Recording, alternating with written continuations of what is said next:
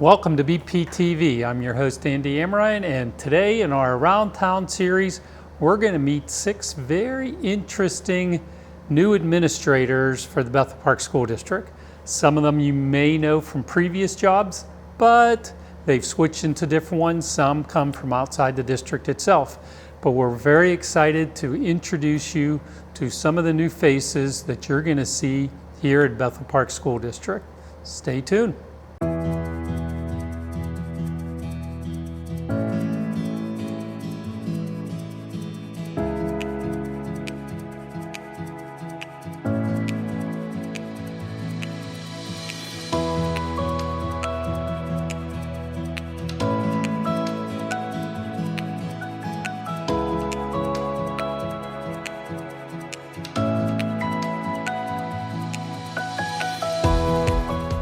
Things in the world have changed, whether you want to say due to the pandemic or just the nature of where the country is and so forth.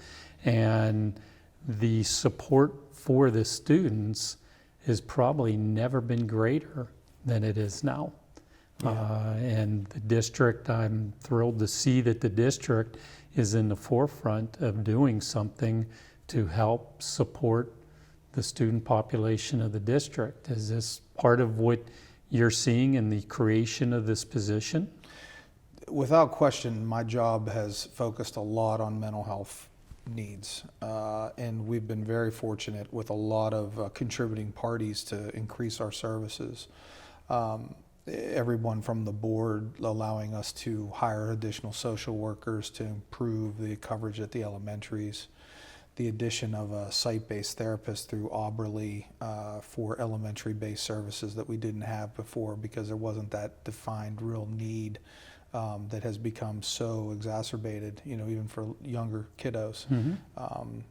And so, obviously, the Teams room at the high school's received a lot of publicity that Mr. Villani's been working with everyone. A lot of praise me too. As well. Yeah, and Lisa Cusick, who's just a diamond of a person. Very passionate. Yeah, very passionate. She's a doer, and that's what, in our department, that's what we need. Right. Dead weight is not helpful at all. You don't have time for that. We don't have time for it. Right. And, so Lisa Cusick was a great add-on. And dozens and dozens of kids every single day that they're helping and supporting. And our social workers down there, just are doing a real nice job. So. Well, the need in the district probably is all ages. There's no one that's immune to needing some extra support, let's say. No, and I think another thing, just an example of, our trying to be as forward thinking and proactive as we can is, the board had bought into, a attitudinal survey that we're going to do this year called the PASS. And the reason I mention that in the context of your question is because, so many of our kids at Bethel Park, they walk around and function to a certain extent, right. but have some things that they're dealing with that, could use some intervention from time to time, or even just that acknowledgement that it's there and that ear to listen. And so,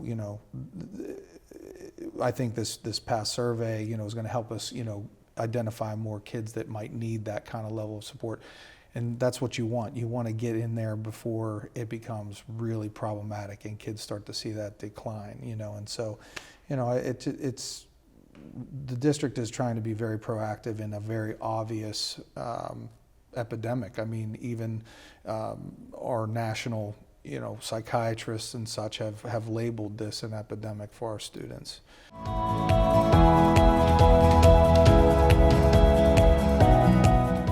So how long were you at the IMS? Just for the year. Okay. I was there for 1 year as their 7th grade counselor, and then some positions opened up that were beneficial to me, and I really enjoyed working in Bethel Park. I really found it, I came over to Bethel Park from another district to find really a permanent home in Pittsburgh. My wife decided to retire from the military, and we decided we would make Pennsylvania and Western PA specifically our home. So I kind of came to Bethel Park looking for that permanent job home anyway. Nice. So when did you make the switch to the high school? Just in July? Just in July. Yes, Okay. sir. So new for it. Yes, sir. What do you think of the high school? I enjoy the high school. I worked at a couple of other high schools locally previously, a couple that were middle school, high school. So I enjoy the middle school, but I enjoy the high school aspect of it as well. So you get to see kids grow in a different way from what you see at the middle school. You help them with that transition to get to young adulthood, and now you're helping them from young adulthood get to real adulthood as they transition out of high school. So both are beneficial. So what do you envision going on at the high school this year? I know you were the Blue Ribbon School last year, so there's probably a lot of pressure to redo it, Well, maintain it, and so forth. So that's gonna, Right. and you have to help Joe Villani make sure all that happen. That falls on your shoulders. Definitely. I think Jim Fodzi and Joe Villani both have great vision of what the high school wants to be and what it's going to be and what it's become from when they took it over and what it's continuing to strive for. So from my perspective, I just want to learn from them, get on board with what the vision and mission that they have, and just carry that forward. Like you said, they're already doing some great things to get that blue ribbon banner hung on the outside of the building. So we want to keep that up and just add value for the students wherever we can. Are there any special tasks that are going to be yours at the high school? Well, since I have a background in school counseling and some of those student-centered things, I'm going to take over some aspects of helping the counseling department, running the student assistance program, and just kind of trying to get some of those more student-centered programs strengthened up in the district and kind of help any way we can with some of the the rise in mental health problems that we've seen with teenagers. Try to provide some more avenue to them within the building so that their academics can be strengthened as well. Do you know much about the team room? I do. I had some experience, even though I was at IMS last year, working with several of the social workers that run the teams room. So we're adding some things to the team room to make it more student-centered and more friendly and more helpful to the students, and kind of grow from there and just continue that project to make sure that it meets all the students' needs. Was part of the amazing stories last year of the high school. It's a very beneficial program. I think they took a model that they've seen in some other Allegheny County schools and really strengthened it up and made it fit to what Bethel Park needed specifically, rather than a cookie cutter kind of purchased program. And I think it really benefits the students there and is really going to continue to benefit them and add value to their educational experience.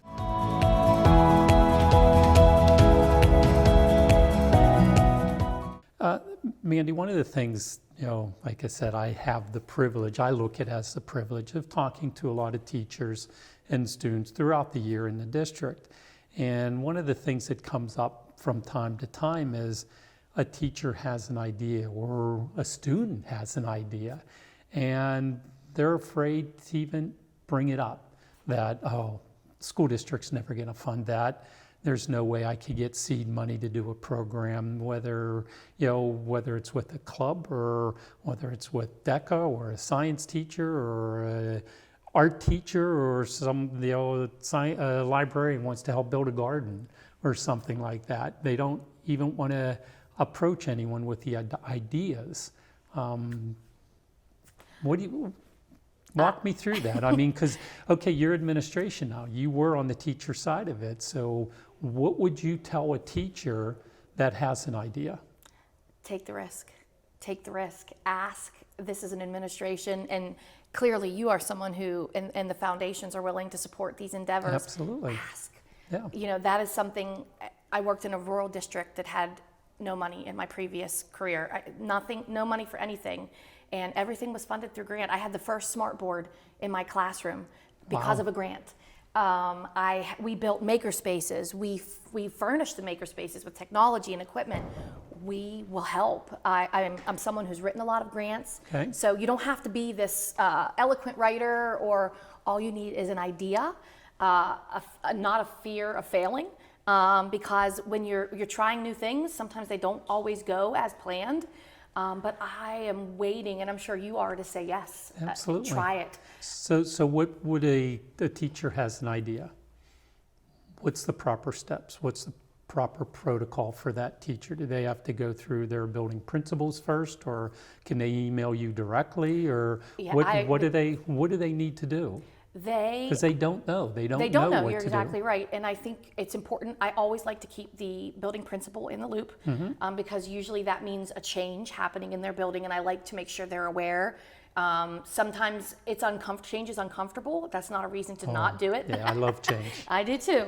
And so reach out to your principal, let them know that you're going to reach out to me. Okay. And then we can take the steps of looking at the different programs that are funded by the foundations, and we can really articulate the vision of what is it that you want to try? What are the things you need that cost money? What is the support that you need that doesn't cost money? Happy to be that person, happy to help you write it, happy to help you implement it. I had great success with Dave Espinar and Neil Armstrong. You know, he had an idea, and it was a bold one, and it didn't take a whole lot of money to spark that fire. And it has now brought 3 other grants in to keep the program growing. And for lack of better words, hydroponic, no play on words. But you've just got to try. You just need to ask. And we're ready to say yes. And we're ready to support you and let you spread your wings and try something new. And don't be afraid. If it involves technology, I sometimes find that teachers are, I don't know. Yeah. I don't know if I can do that. The kids are pretty good. The kids are smarter than I am. The kids are smarter than us. And if you are willing to be vulnerable and take a risk with your students, I think we're ready to go. Okay. How about a student that has an idea?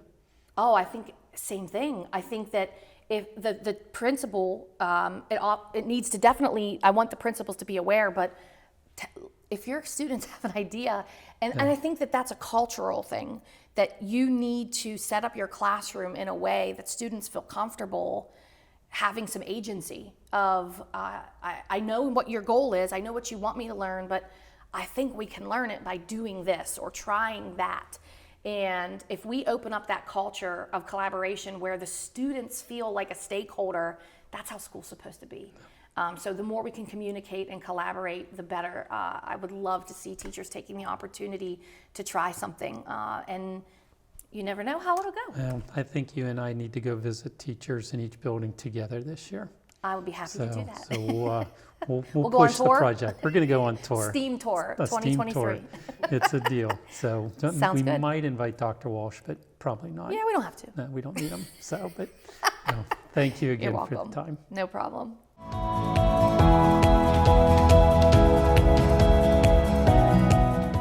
Well, what made you decide to go from being in a classroom and teaching to going into administration? I think all the time throughout my teaching career, I had felt like that was probably something that I wanted to be involved in. It was a step that I wanted to take Okay. for myself, like just a career in bettering my career. Teaching sort of one of those professions that I do think that you need to earn some of your time in it. You need to experience a lot of what goes on in a classroom so that you have a lot of knowledge to fall back upon from an administrative role. And after 9 years in the classroom, I felt like I was really at a position where I had seen a lot of enough things to maybe start the career in administration. And So what was your first day at Bethel Park? my first day at Bethel Park was July 3rd. Okay. I was able to take some vacation time still from my previous district over the month of June. So I didn't really work too much in June. I came in a couple times over the summer to do some scheduling with the current administration, and I got to meet Dr. Spolaris, who's left. He was outstanding. He was. Just seems like a great individual. I know that IMS is going to miss him. I'm sure that over a long career there, like his imprint on the building has probably definitely occurred. So I hope that I could follow in the footsteps there, and even that same longevity here within the school district would be outstanding by me. So have you met many of the teachers yet? I have not. A few that have popped in over the course of the summer. Some are working in their rooms on some things. Some teachers have some animals that they're looking for or looking after in their room, making sure they're eating. As of right now, I still think we're sort of in that summer mode where a lot of people are out and about and they're on vacation. You know, they're not always home. So I haven't got to meet too many teachers yet. I'm excited for that opportunity to see who I'm working with and allow them to meet me and learn more about each other on the way. So what are some of the things that you're looking forward to with IMS for your first year there? Well, I see all the things that we offer on the schedule, and it's extremely impressive, everything that gets provided in terms of the avenues that students can take within our school district and at IMS. Multiple languages and different courses and extracurriculars. I think that it's really giving a child the opportunity to explore a lot of avenues and what they want to be in the future of their academic career, and where that sort of propels them as they get to high school. 7th and 8th grade is a very Challenging? I would say it's a very unusual time in the life of a K to 12 student. It's that one where we're really starting to mold who we think we want to be, and there are a lot of social challenges and growing going on at that time. So I'm excited for that. It's a grade level I enjoyed working with as a teacher, and I'm excited to get back to that age of student here as an administrator. And you're working with Raquel? Yeah, I'm working with Raquel Sutton. She became a year and a half in, I believe, at IMS. She's going to be a wonderful mentor. We've worked together here now for a few weeks, and she's awesome. She has a great energy about her. She has outstanding ideas on what she wants IMS to look like down the road. And I hope to just be a good teammate to her as she's mentoring me through this process. We had some ties between different stops at our careers. She actually was a graduate of York High School, and I had taught there.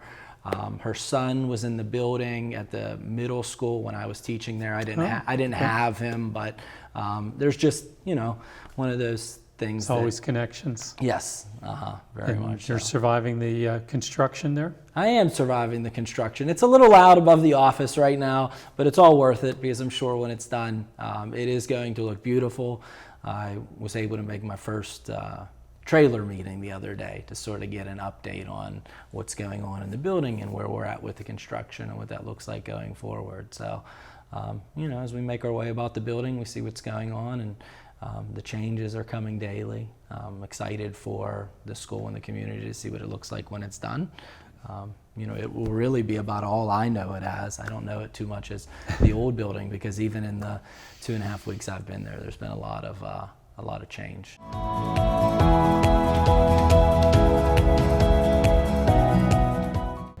You excited about the new construction project? I am.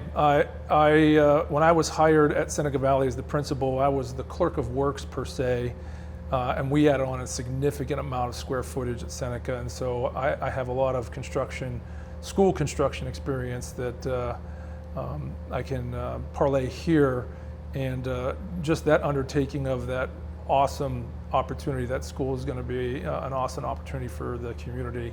And just to see it develop from the dirt to the final product will be probably one of the biggest, proudest moments that we'll have here at the school district. With the construction at IMS, how far along are you with that? So we're in, out of 3 phases, we're in what's called 2A, moving along pretty well. And that one will hopefully conclude November, December, and we'll move right into the 2B, which will fall into the 3rd phase. Some things have to work out with the state and some funding and so forth, but that project is moving, quite a ways. And you can see they've already stained the building. They're starting to stain the building, so you can see some changes just on the external, and it's looking pretty good. Is there any part of the construction that makes you nervous, or You pretty happy with the contractors and the engineers and? I am. I work with Steve from Site Logic and the engineers. Always have a concern about everyone's safety and just making sure that safety is paramount and making sure that nobody gets hurt. Everybody goes home with all their fingers and toes, and it's hot out, so making sure that they're not in a position where they're having heat injuries and things of that nature. So, we're moving right along, and we keep a steady pace to make sure that our kids get the best opportunity. How about the logistics of having Neil Armstrong there while you're building a new building? So we are meeting frequently on that to address the transportation, the logistics, making sure that while that's going on, that we're not interrupting the flow.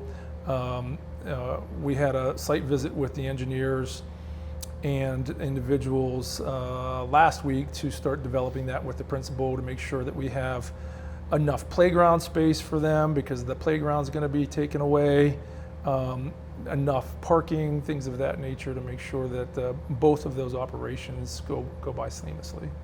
It's a big difference for you from what you were doing last year at the high school to what you're doing this year?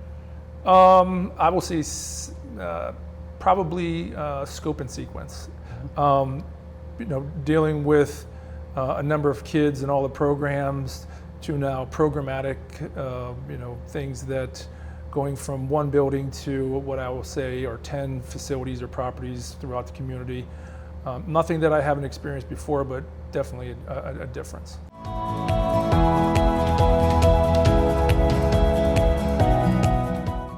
Well, with the changes in some of your administration team that we're learning about today, what are some of the other changes that are taking place this current school year, which starts in about a month? So you're halfway through your summer, but I know. you got another school year starting here shortly.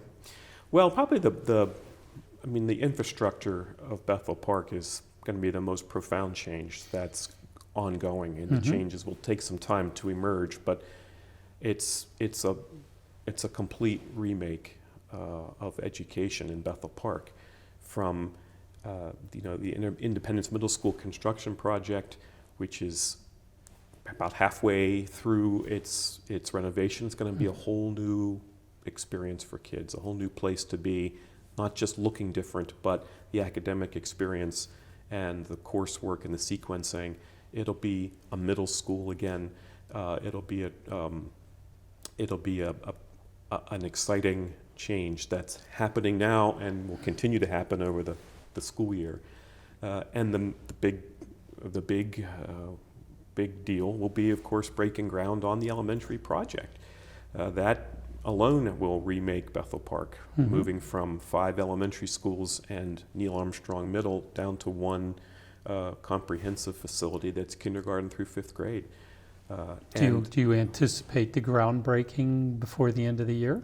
Yes, that's the plan. Okay. And we're on track to have a groundbreaking this fall, and then watch for the remaining 3 years as the building is constructed. So the first school year that the elementary center will be open is August of 2026. 2026. Yes, and all the indications are that that's exactly the right amount of time for constructing this building and readying the building internally for this occupancy. It's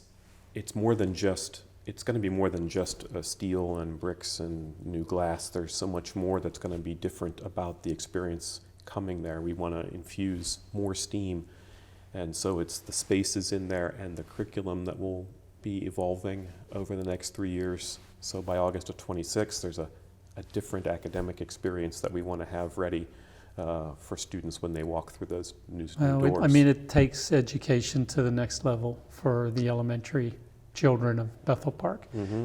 It's been a long time coming, and I know I'm very excited about it, and the bulk of the community is extremely excited and supportive for that, for the elementary center and what it has for the future of Bethel Park and the children of Bethel Park itself. With the construction going back to IMS, is this year's school year just a 7-8 year? Okay, and when Yeah, do you anticipate that being going to a 6-7-8? So we had made a commitment back at the beginning of the plan that we would wait until all of the renovations and construction was finished before we moved students. So Neil will stay a 5-6 building throughout the entirety of the construction project. IMS will be a 7-8 building. While it'll be finished before the elementary center is done, it will stay a 7-8 building until 2026. And at that point, the 6th grade will then shift into IMS, and the 5th grade will move in with the elementary students into the K-5 building. And then we'll turn our attention to the other elementary buildings and Neil and what we can do with those parcels. Well, with that plan, it's a lot less disruptive for the students who are currently going to school. Right, and that also affords us time to make sure we're absolutely ready for these changes, from right down to the bus routes all the way to the textbook selections and the teacher assignments and so forth. So for a year plus, you're going to be having the new elementary center under construction, and construction at IMS will be continuing. Right. So that's going to Yeah. keep you and your staff Right. busy. January of 25, I think, is when we'll be done with the IMS project. If we can afford a phase 3 to do some additional work at IMS, then it'll push it a little bit longer into the summer of 25. We're optimistic that the market conditions will support our ambitions to do everything at IMS that we hope to do. Good. So what else do you have here that you'd like to share with our viewers, from the residents of Bethel to your teachers to your students?